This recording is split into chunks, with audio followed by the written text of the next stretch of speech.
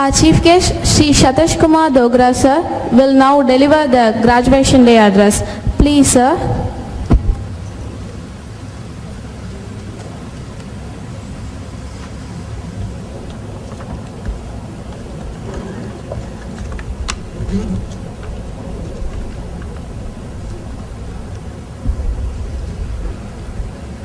Respected Principal Madam, Controller of Examinations, members of the faculty of various departments, members of the technical and ministerial staff, guests, friends from the media, parents of the students, and the main focus and the real VIPs of this function, the new graduates. Let me start by congratulating you for having successfully completed your studies and for receiving your degrees today. The point of time in your life where you stand today may justifiably be called the threshold to adulthood, responsibility, challenge, ambition, and competition. This is a stage in life when a person's mind is filled with a number of contradictory emotions. There is enthusiasm and desire to do big things, and at the same time, there is also a sense of uncertainty and apprehension. One wishes to fly in the high skies, but doesn't know whether one's wings will support. The young graduate who passes out of an institution hears stories of someone like Mr. Satya Nadella from Hyderabad, who has just occupied the top position in Microsoft, but at the same time he also hears of millions of youngsters who are either without employment or are underemployed, and he wonders to which of these categories he himself belongs. In this short address, I wish to give you a few tips that might help you plan your career. First and foremost, you must understand that these are the formative years of your life. The next 4 or 5 years will create a groove in which your life might move for the next several decades. You must keep in mind the old saying, well begun is half done. Those who take a good start will fare better in the final reckoning than those who are slow. A few months ago, I wrote an article in the Tamil magazine Rani. In that article, I tried to draw a distinction between the Tamil words Vilai and Madip. We may translate these words in English as price and value. Price is the money that you pay for getting something. Value is the benefit it gives you. Sometimes a certain object may not have a high price for you, but it may have great value. Imagine that a person is traveling in a hot desert. He feels thirsty, but is not able to get water to drink. Just when he is about to collapse because of dehydration, someone gives him a glass of water. This glass of water saves his life. Although the price of this glass of water may not be much, yet for that man in that situation, the value of that glass water is equivalent to his life. The price that you pay to a school or a college for obtaining education is meager, but the value it adds to your life is tremendous. This difference between price and value applies to time also. Looked at from the point of view of price, all these days are made of 24 hours, all hours of 60 minutes, and each minute of 60 seconds. Yet all hours and all minutes and all seconds do not have the same value in our life.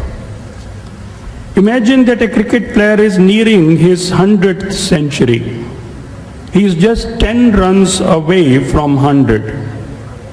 If he is able to complete that century, he would enter the ranks of those few who have completed 100 centuries. But if for some reason he fails to complete the century, he will miss a very important landmark in his career.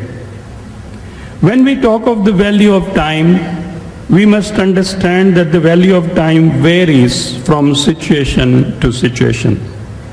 When you are 5 days away from a crucial exam or 3 days away from an important interview, then the value of each minute and each second becomes very high. A person who is generally the very hard-working type but does not intensify his efforts during the crucial time between the exam or the interview may not be able to score a victory. But a person who focuses fully for those crucial 5 or 6 days and pushes all his other interests into the background might succeed. Dear friends, you are stepping into the world at a time when the world is changing very fast. When I started my career in mid-1970s, the world and life were very simple and straightforward. We had very few options before us, and it was easy to choose among them. Today, the world changes completely in just 5 to 6 years. One must tune one's mind to adapt to a fast-changing world. What is most important today may become irrelevant after a few years, and what you think is unimportant may be the in thing after a few years. In such a situation, certain skills can be very useful. Typing fast into the computer, being able to talk and write well in different languages, the ability to control one's anger, the ability to face stressful situations. These are some essential skills that you must develop. One trend among today's students that I have noticed is that they react very fast to situations and take decisions that might be out of proportion with the circumstances. To some extent, this may be the result of the mobile and SMS culture. Communication through SMSs tends to reduce the attention span of the youngsters. There is very little in our environment today that can help a youngster develop patience. The present generation that grows up on SMSs wants constant stimulation. They want to be always in touch with friends and acquaintances. This results in a quick mind that on the one hand is fast in taking decisions, but also has a downside. The SMS that starts with "I like you" changes within 2 weeks into "I love you," and before the boy and the girl can understand what love means, they have had a relationship and also separated. Even more serious problems come when a person feels depressed. The speed with which today's youth commit suicide is appalling. Such youngsters not only fail to understand the value of human life, they also fail to understand how their parents will be shattered by this act of theirs. Friends, you must understand that as you grow into your 20s and beyond, the ambitions and the dreams of your parents begin to center around you. It is not that they look upon you as earning machines. They are emotionally attached to you. They get the satisfaction of their ambitions and desires through your achievements.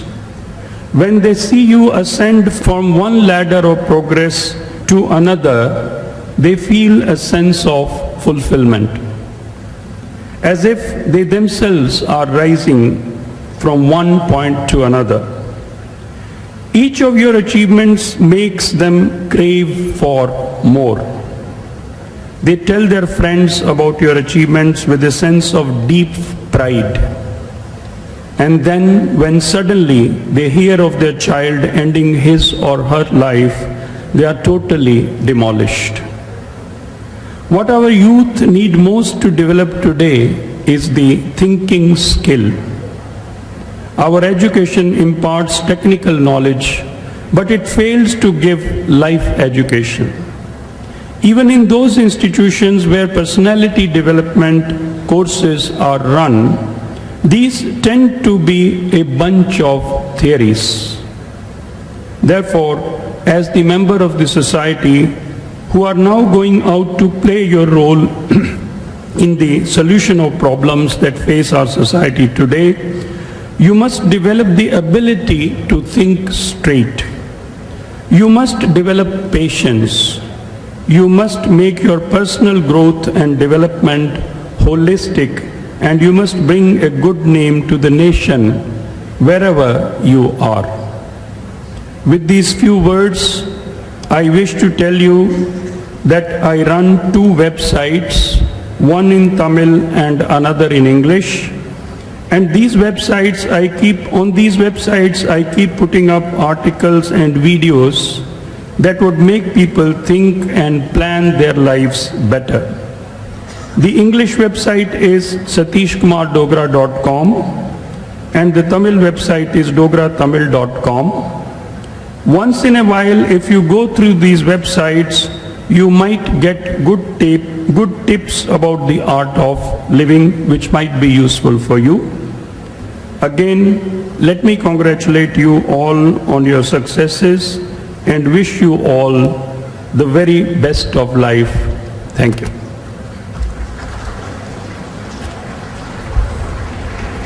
Thank you, sir. Now the candidates will be presented by their respective HODs.